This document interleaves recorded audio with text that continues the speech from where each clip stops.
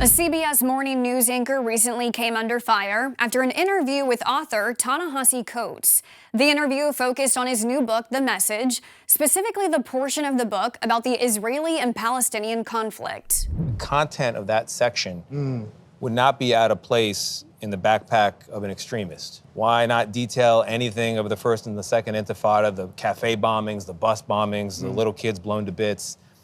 And is it because you just don't believe that Israel, in any condition, has a right to exist? Well, I would say the perspective that you just outlined, there is no shortage of that perspective in American media.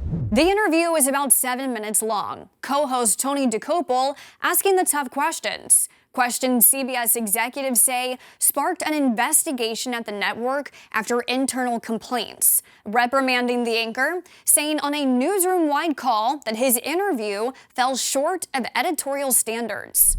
But now Sherry Redstone, the chair of CBS parent company Paramount Global, is coming to Coates' defense, saying the network made a bad mistake in their open criticism of the longtime news anchor, applauding Coates for the civil discourse over such a sensitive and long-standing issue. I wrote a 260-page book. It is not a treatise on the entirety of the conflict between the Palestinians and the Israelis. But if you were to read this book, you would be left wondering, why does any of Israel exist? What a horrific place, committing horrific acts on a daily basis. So I think the question is central and key. If Israel has a right to exist, and if your answer is no, then I guess the question becomes, why do the Palestinians have a right to exist? Why do 20 different Muslim countries have a right to exist? My answer is that no country in this world establishes its ability to exist through rights. Countries establish their ability to exist through force. Redstone says she was very glad the network had Coates on to share his book, but added, we have to also provide the opportunity to challenge him on what he says, just like we challenge everybody else. We need to have better education about how to challenge people in the civil way, which frankly, I think Tony did.